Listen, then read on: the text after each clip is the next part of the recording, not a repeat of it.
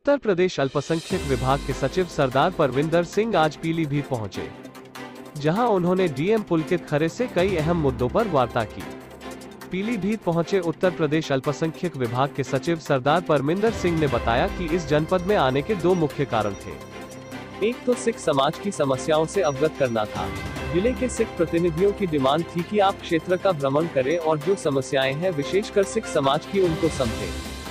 दूसरा आने का कारण नानक मत्ता साहब गुरुद्वारा का दर्शन करना था।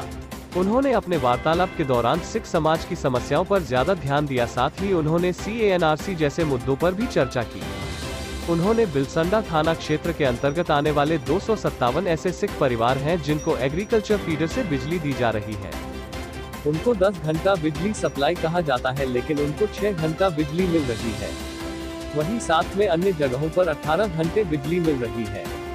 तो इस प्रकार का भेदभाव क्यों किया जा रहा है?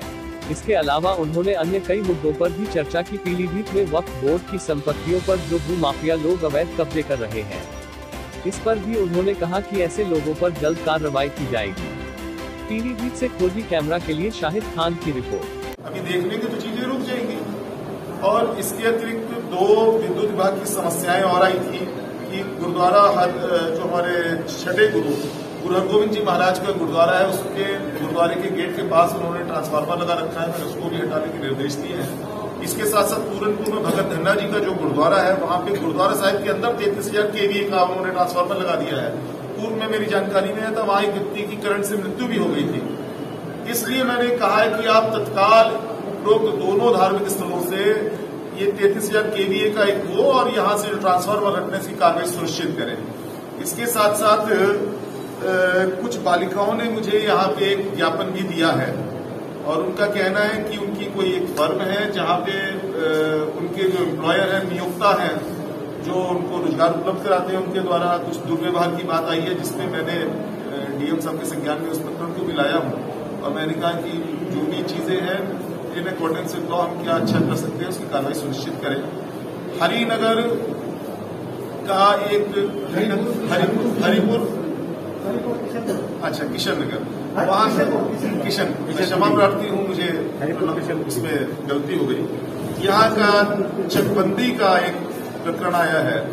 यहाँ 60% से ज्यादा आबादी जो जमींदार है वो सिख समाज के हैं, उसके बावजूद वहाँ पे चकबंदी और वो नहीं चाह रहे, इसके बावजूद वो चकबंदी वहाँ पे जबरन कराने के लिए ग्राम प्रधान तथा कुछ लोग के द्वारा दबाव बनाया गया होगा। तो उसमें मैंने नियमानुसार कार्रवाई के लिए कहा है कि जो नियमानुसार होती है वो कार्रवाई की जाए। सर, देखा गया है कि बॉर्डर के क्षेत्रों में अभी 3 दिन पहले ही सेंट्रल गवर्नमेंट की एक वो आई है कि बॉर्डर के क्षेत्रों में बहुत तेजी से पिछले 5 सालों में 30 से 50% के अल्पसंख्यकों में खासकर मुसलमानों की आबादी मदरसे बने हैं और मस्जिदें बनी हैं। जी, क्या कहेंगे? देखिए, राज्य सरकार ने प्रत्येक मदरसे को ऑनलाइन किया है और जो भी गवर्नमेंट एडेड मदरसे हैं उसमें हम लोग वहां के जो एम्प्लॉई हैं उनका भी वेरिफिकेशन करा रहे हैं, जो बच्चे हैं उनका वेरिफिकेशन करा रहे हैं। हम ये चाहते हैं बच्चों को उच्च शिक्षा, अच्छी शिक्षा प्रदान हो, एक पीरियड कोई दीनी तालीम का हो। बाकी हमने जो मैंने व्यक्तिगत तौर पे माननीय मुख्यमंत्री को प्रपोजल भी दिया है कि मदरसों को हमें बेसिक शिक्षा विभाग से जोड़ देना चाहिए, माध्यमिक शिक्षा विभाग से जोड़ देना चाहिए, जैसी उसकी क्लास हो। एक पीरियड वो अपने धर्म का पढ़े जो उनको वैकल्पिक उर्दू, अरबी या फारसी पढ़ना है। बाकी उसमें चूंकि वो सामान्य परीक्षार्थियों से, दीनी तालीम के कारण सामान्य परीक्षार्थियों से पिछड़ जाते हैं, जो अन्य छात्र होते हैं, अन्य विद्यालयों के।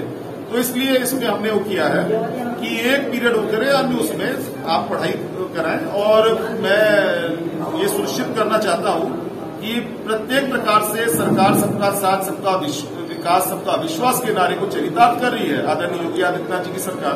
और हम लोग इसमें प्रत्येक कार्य जो सभी वर्गों के लिए सर्वहित में हो वो हम लोग कर रहे हैं। अच्छा, अफगानिस्तान में बहुत बड़े पैमाने पर पलायन हो रहा है, निश्चित तौर पर, तो उसके लिए क्या यूपी में करेंगे आप? देखिए, इसमें मैं क्षमा प्रार्थी हूँ।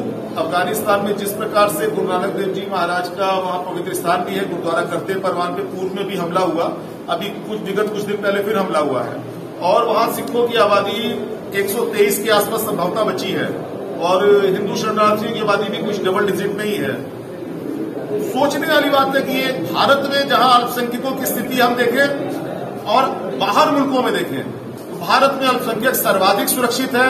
यहाँ पे विभाजन के समय मुस्लिम समाज की आबादी कितनी कम थी, आज लगभग 22 करोड़ 23 करोड़ मुस्लिम आबादी है। इससे पता चलता है कि भारतीय कितने सहिष्णु है। और जहां भारतीय अल्पसंख्यकों की बात, इसीलिए सीए एनआरसी की बात हो रही थी, और अब यही चाहते हैं कि अपने जितने भी नागरिक हैं जो भारतीय मूल के, उनको बाहर से लाया जाए। हमने माननीय प्रधानमंत्री जी से अफगानिस्तान से भी लाने की मांग की और अब सभी यात्रियों को लाया भी जा रहा है। निश्चित तौर से देखिए, वक्त की संपत्तियों पे अवैध कब्जे की शिकायत आप वास्तविकता बयान कर रहे हैं, और इस प्रकार की शिकायतें माननीय आयोग के पास भी आती हैं और हम लोग कार्रवाई कर रहे हैं। और मैं आपको बताऊं, इधर लगातार आप देखेंगे कि कार्रवाई में लगातार तेजी आई है।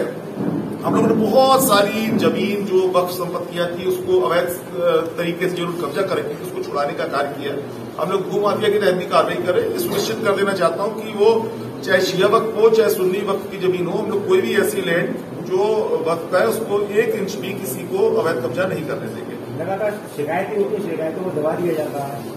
देखिए, अगर एक भी प्रकरण इस प्रकार का आएगा तो संबंधित अधिकारी को नियमता कार्रवाई सुनिश्चित की जाएगी। कागजों में भी खेल हो रहे हैं। यहीं पर अभी कुछ दिन पहले ही आप ही के पार्टी के कुछ लोगों ने कब्जा कर लिया और कागजों में खेल करके उसके बाद प्लानिंग कर रहे। देखिए, जहां तक आयोग की बात है, आयोग को सभी को, जो भी अल्पसंख्यक वर्ग के हैं उन सभी के लिए है।